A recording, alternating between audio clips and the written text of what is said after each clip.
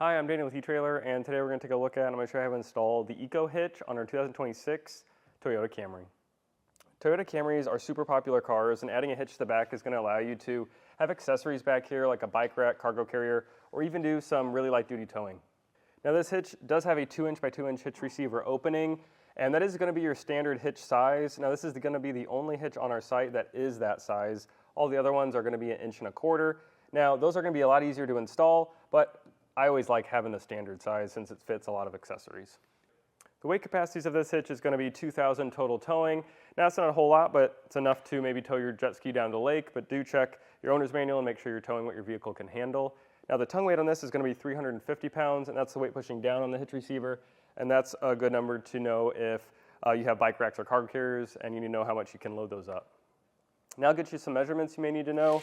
From the ground to the top of the inside of the hitch receiver is going to be about 13½, and that's good to know if you have any longer accessories back here and you want to make sure that doesn't hit the ground when you're going up a steep incline. As far as install goes, there is a lot to this. You're taking off the entire fascia, and there's a ton of parts you're going to have to remove and then remember how to put back on. So I would recommend going for our dealer locator and getting a professional to get this installed, but if you're looking to do it yourself, follow along and I'll show you how to do it. Starting off, I got the trunk open and we need to remove the taillights. So I'm going to remove this trim piece. I'm just going to get this pulled out. And it's going to reveal 3 fasteners. I'm just going to use a 10mm socket. Get these all removed.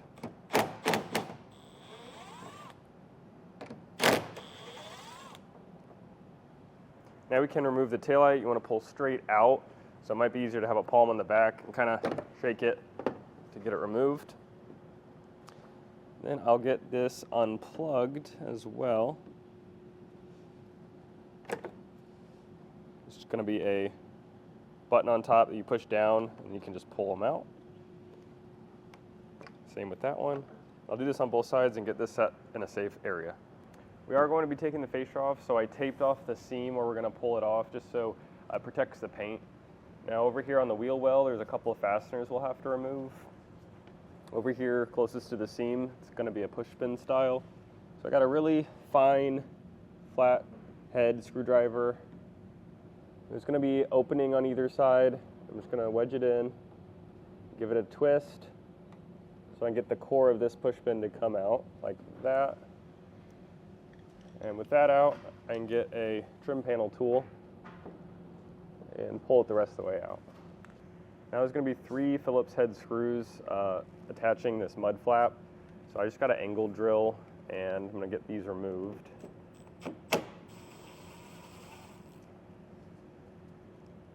And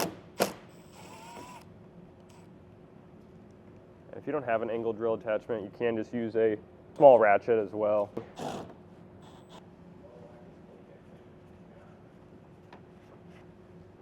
Now this is the bottom of that mud flap, and there's one more fastener. I'll take that off and set this to the side. Now there's going to be a ton of push pin style fasteners on the fascia, so I'm just going to get my flathead and do the same thing, get these removed by getting that core pushed out.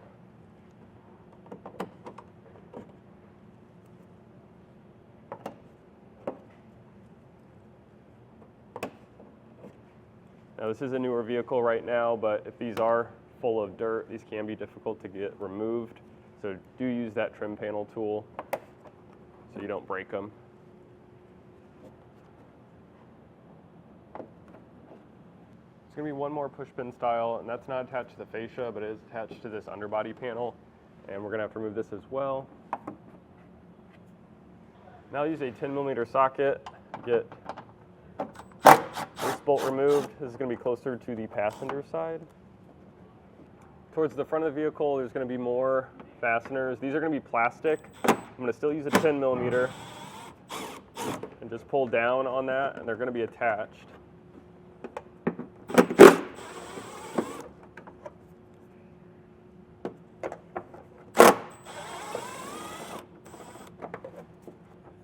And if they do pop off, don't worry, you just put those back on later. Now closer to the rear of the vehicle, there's going to be 2 more, and this is going to be a 13mm socket. Again, you might have to just pull down on that plastic.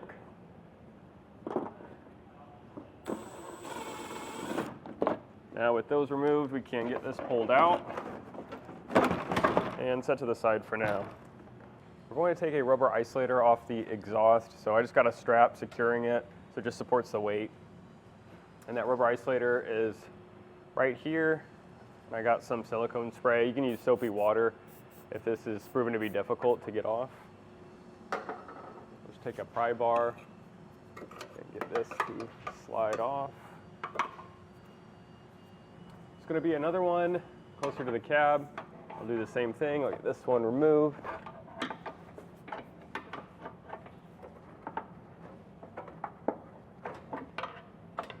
And now we can drop this down. We're going to be taking this heat shield down. Got a 10mm socket. There's going to be 2 fasteners.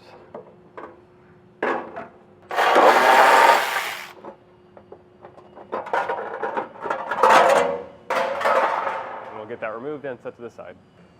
Now we can get the fascia removed, so I'll grab one end and just pull back. There's going to be fasteners all along here. Look at this. And I'll do this to the other side, and then I'm going to grab some help to get this removed. I got Ethan over there helping me get this removed.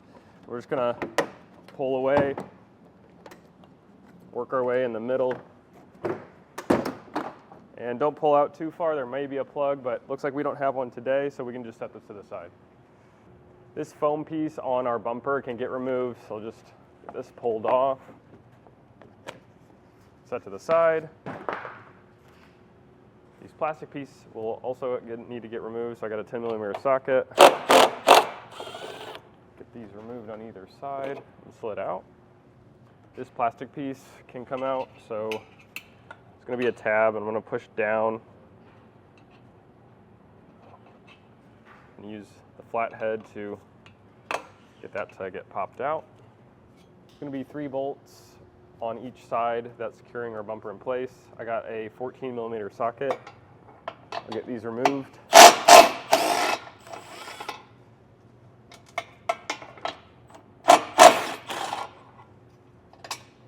I already got it removed on the other side, so this is the last one.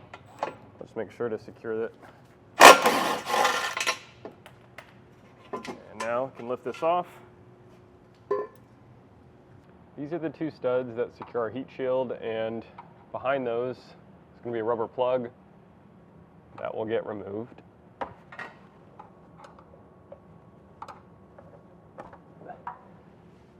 And we will need to open this up just a little bit to get our hardware in. We need to get this spacer block, so I'll just get a step bit and get that opened up.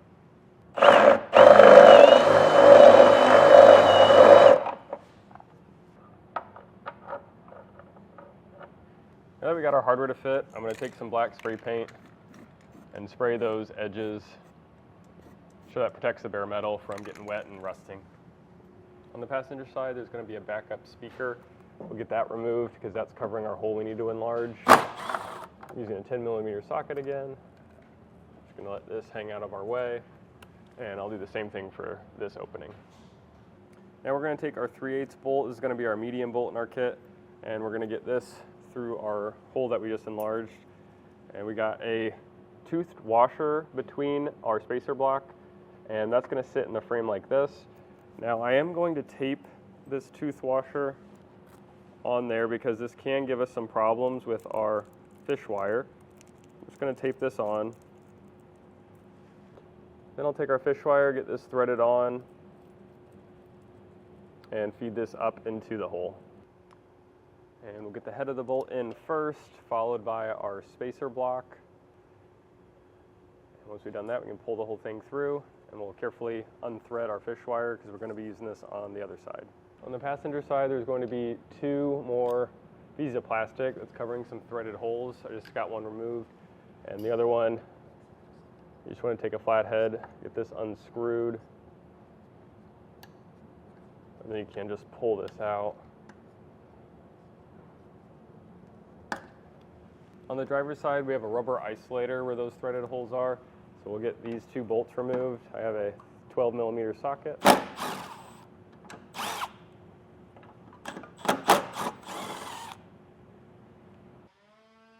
Now we need to take some of the caulking out of the front and back on the inside of your plate that you secured your bumper to. And I'm just going to use an oscillating tool to get this removed. You can use a scraper, but this is a little quicker.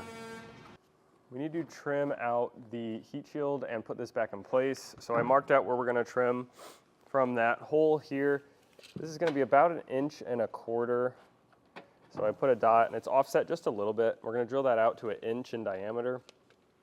And then we'll take this and cut this out as well. And from this edge, it's about 8 1/8. And then this is 1 inch wide and it's going to be 10 inches long. I'll drill this out first with a step bit.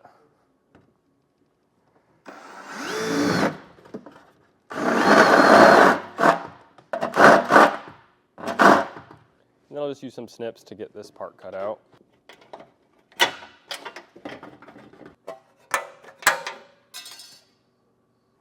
We can put the heat shield back in place, and that hole that we cut out is going to be for that fastener. Then I'll just put both of our nuts back on. Now we can get the hitch lifted in place. I got Jesse helping me out. We're going to lift this up. And for now, I'm just going to get our nut started so this can hold the hitch in place for us. And on this side where we don't have the exhaust hanger, it's a little bit easier to get this hardware in, the threaded holes closer to the bumper. And all you have is a split washer and a flat washer. Get those both started. And that 3/8 bolt that we fished through our frame, we'll get a washer, locking washer, and a nut. Back on our driver's side, I'll take the exhaust hanger bracket we took off. I just took off that rubber isolator, and I'll get our hardware through this and then through our hitch, and then fastened on. Now once you get everything hand tight on that driver's side, I took that nut off and got our hardware on correctly. We can tighten and torque everything down at this time. So the 3/8 bolt is going to be a 14mm socket. And then the M8 bolts up here, those are going to be a 13mm. And I'll torque these down to the specs in the instructions. There are going to be different torque specs, so make sure you check those. And if you don't have a torque wrench at home, you can usually rent one from your local auto parts store.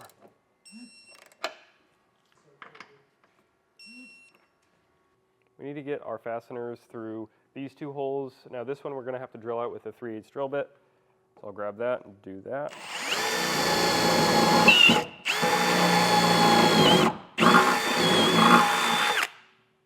We'll get a 1/2 inch bolt, and it's going to have a flat washer. We'll put that through our bigger hole, and then we'll take our 3/8. It's going to have a flat washer as well. And then on the back side, it's going to have this spacer block. The big hole obviously goes with the bigger bolt, so I'll get that put on there. Then we'll get our hardware on, so we'll get another washer, a locking washer, and a nut. Our backup speaker can get remounted, and there's actually a hole on the hitch. And so we'll take our smaller bolt in the kit, feed that through, and I'll get this reattached. Using an 11mm socket, I'll get this tightened down. And we can tighten and torque our hardware down. On the 1/2 inch bolt, I got a 19mm socket, and I got a wrench on the back to secure the nut. And then our 3/8 bolt, I'm going to use a 14mm socket.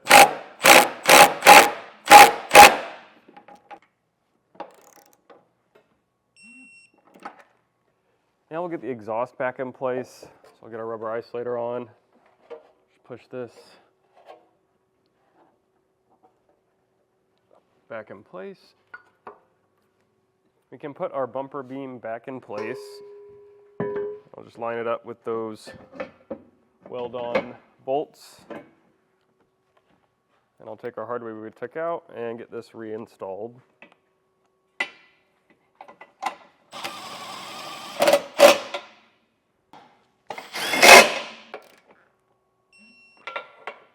I cut out our fascia so our hitch can sit in there properly. Now it's going to be 2 3/4 inches wide here. I just found the middle, and then I got that measurement. And then it went about 3 inches deep. And that was a look at the EcoHitch on our 2026 Toyota Camry. Thanks for watching.